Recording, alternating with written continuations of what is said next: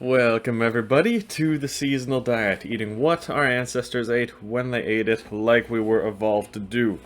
So, since on this channel we speak about the real ancestral diet based on the historical sources and the archaeological finds actually, we gotta speak about Liver King going viral now and everyone's speaking about it. I got a couple things to say about this that no one is really covering. First of all, his apology, my god. Yes. I've done steroids. I actually liked the guy. Everybody knew he was on steroids, but one thing that was different about Liver King and why he has had to come out and make such a ridiculous apology. 4,000 people a day who kill themselves. The 80,000 people a day that try to kill themselves are... He really had to make his apology very sincere, and he had to try harder at his apology because when most other people get asked about steroids, if they don't tell you yes, of course no one's going to admit to taking steroids, especially if they're competitive athletes. They don't tell you no either. They don't lie, but they just find some sneaky way to avoid the question and change the subject. Just so big, and you come out of the world of pro wrestling. I have never failed a drug test. You wouldn't be happening to taking PEDs, are you? Listen, if you want to build in excuses right now... Okay, real question. Go. Are you actually on like TRT though? What would be the point though? It was a terrible reaction. So yeah, it was really interesting situation.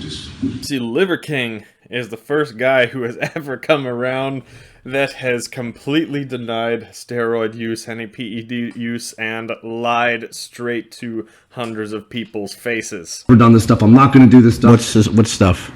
The ass full of steroids that he talks about. You've never taken steroids? Never taken steroids. I've never done PEDs. So I can get why he felt the need to make this apology as he did. But we're not here to talk about that. We're here to talk about testosterone levels and what does this have to do with our ancestral diet and these ancestral tenets that Liver King is talking about. So a lot of people are going to give him a lot of shit for this being on steroids. I don't think...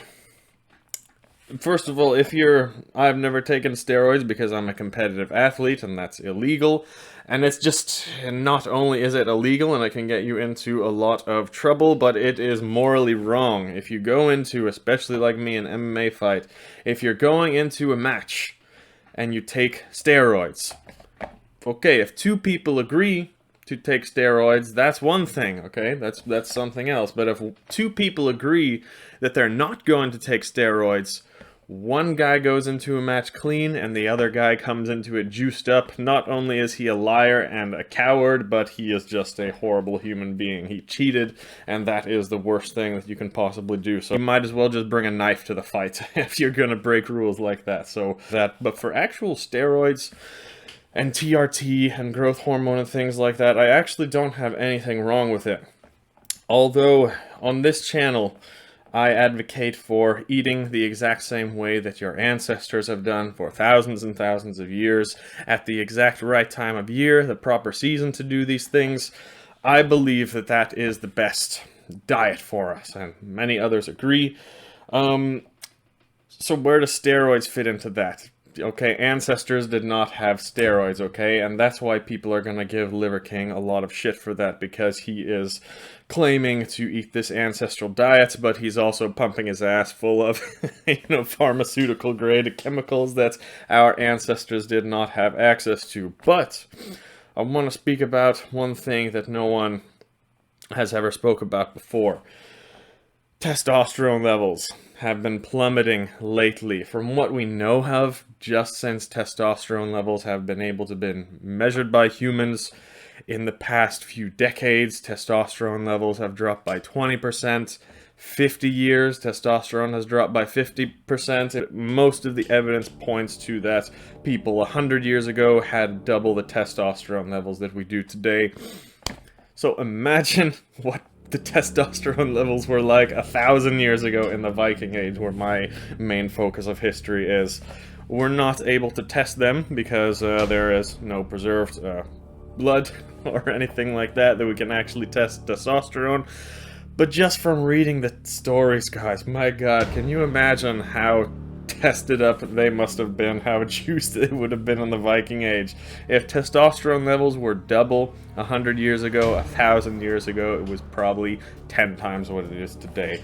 And we can actually look at these things from different tribal cultures around the world. The people who are still living this kind of hunter-gatherer lifestyle or rural lifestyle, their testosterone levels are through the roof too. So for us today, in modern society, getting on TRT or steroids or whatever PEDs or growth hormone you want, I don't think it's actually that bad. According to the Ancestral diet, we're not like cheating by pumping ourselves full of this like chemicals, pharmaceutical testosterone that was made in a lab. We're really just bumping up the testosterone levels to where they should be normally, where humans' testosterone levels have been for the longest time in history. Again, we can't prove any of this scientifically, but all the evidence in the literature is there.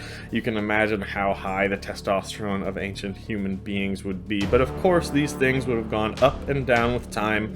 In the Viking Age, testosterone levels would have been at a peak. Very healthy society, they had a very good diet, very strong. Another age would be the Bronze Age, where we find all these great warriors like the Nordic Bronze Age and the tribes living up there, the Greeks, the Spartans, those types of things.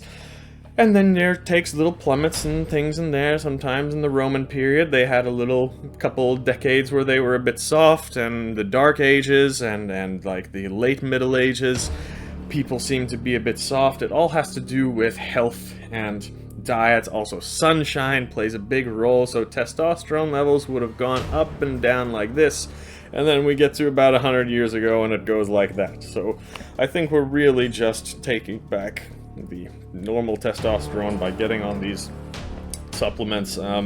I think we're just taking back the testosterone levels that we humans should have.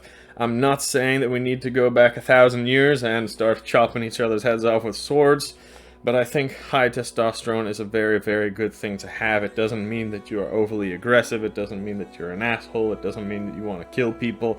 I think all high testosterone has ever been is you just don't let yourself be fucked with. You just stand up for yourself when someone is fucking with you, and that's what humans have always had in history that we are frankly missing a whole lot of today, and I think testosterone is a key way to take that back. But I would definitely recommend that people try to do this by natural means, not pumping their cheeks full of pharmaceutical grade chemicals. So that's all I have to say about that.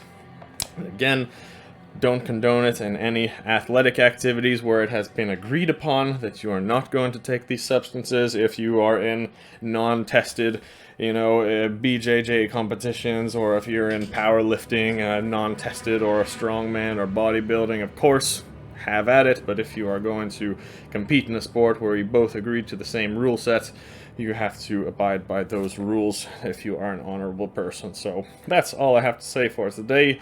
Let me know what you guys think. Follow the channel if you're new, and we cover lots more about ancestral diets and kind of natural ways to bring our hormones and many other things about our health back to the natural human level that it should be. Thanks for watching.